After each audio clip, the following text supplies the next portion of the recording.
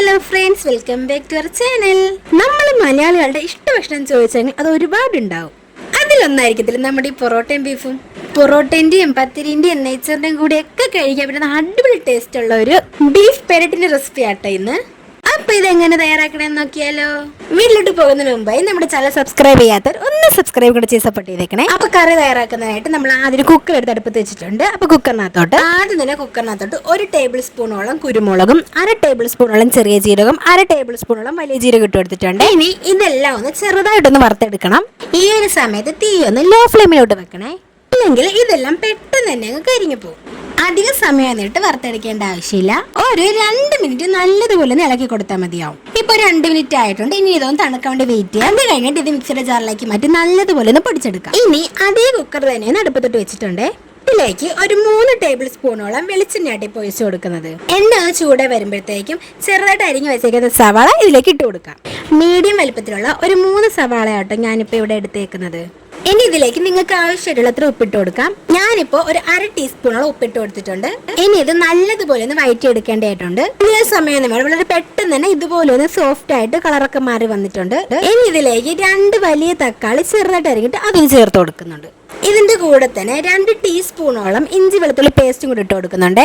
ഇനി ഈ തക്കാളി ചെറുതായിട്ടൊന്ന് സോഫ്റ്റ് ആയിട്ട് വരുന്നത് വരെയും ഇഞ്ചിയുടെയും വെളുത്തുള്ളിയുടെയും ഒക്കെ പച്ചച്ചോവ മാറി വരുന്നത് വരെയും നല്ലതുപോലെ ഒന്ന് ഇളക്കി കൊടുക്കാം.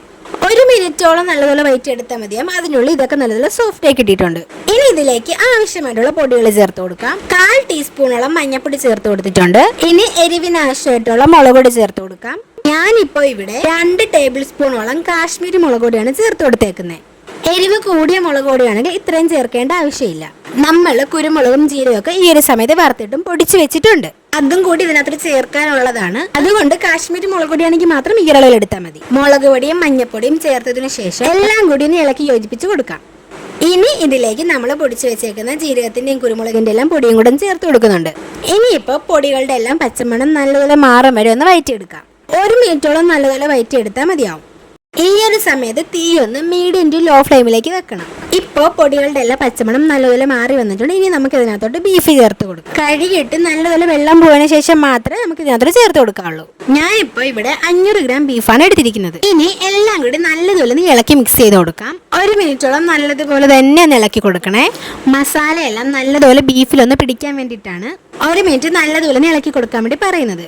1 മിനിറ്റോളം നല്ലതുപോലെ തന്നെ ഇളക്കി യോജിപ്പിച്ച് കൊടുത്തതിന് ശേഷം 2 തണ്ട് കറിവേപ്പിലയും കൂടി ഇട്ട് കൊടുക്കുന്നുണ്ട്. ഇനിയിപ്പോ കറിവേപ്പിലേക്ക് വരാൻ മല്ലിയില എടുക്കുന്നുണ്ടും കുഴപ്പമൊന്നുമില്ല. ഇനി ഒന്നും കൂടി എല്ലാം കൂടി ഇളക്കി യോജിപ്പിച്ച് കൊടുക്കാം. ഈ ഒരു സമയത്ത് ഇതൊന്ന് ടേസ്റ്റ് ചെയ്ത് നോക്കാം. ഉപ്പ് ആവശ്യമായിട്ട് തോന്നുകയാണെങ്കിൽ മാത്രം അല്പം ഉപ്പ് ചേർത്ത് കൊടുക്കാം. ഞാനിപ്പോ ഒരു 1/2 ടീസ്പൂൺ ഉപ്പും കൂടെ ചേർത്ത് കൊടുത്തിട്ടുണ്ട്. ഇനി ഇതിലേക്ക് ആവശ്യമായിട്ടുള്ള വെള്ളം ഒഴിച്ചു കൊടുക്കാം. ഒരു 1/4 കപ്പോളം വെള്ളം ഒഴിച്ചാൽ മതിയാകും. വേകുന്ന സമയത്ത് ബീഫിൽ നിന്നും വെള്ളം നല്ലതുപോലെ ഇറങ്ങും. വെള്ളം കൂടിപ്പോയി കഴിഞ്ഞാൽ ഇത് നല്ലതുപോലെ അങ്ങ് കറി നീണ്ടു പോകും. നിങ്ങൾക്ക് കുറച്ചുകൂടെ ലൂസായിട്ടുള്ള കറിയാണ് വേണമെന്നുണ്ടെങ്കിൽ ഒരൽപ്പം കൂടെ വെള്ളം ചേർത്ത് കൊടുക്കാം. ഇനി ഇത് അടച്ചു വെച്ച് നല്ലപോലെ വേഗം വരുന്ന വിസിലടിപ്പിച്ചെടുക്കാം. ഈ ഒരു സമയത്ത് നമുക്ക് 1 ടേബിൾ സ്പൂൺ മല്ലിപ്പൊടി ചെറുതായിട്ടൊന്ന് വറുത്തെടുക്കേണ്ടതായിട്ടുണ്ട്. തീ ഒന്ന് കുറച്ച് വെച്ച് കരിഞ്ഞു പോകാത്ത രീതിയിൽ ഒന്ന് വറുത്തെടുക്കാം. 1 മിനിറ്റോളം മാത്രം ഒന്ന് ഇളക്കി കൊടുത്താൽ മതിയാവും.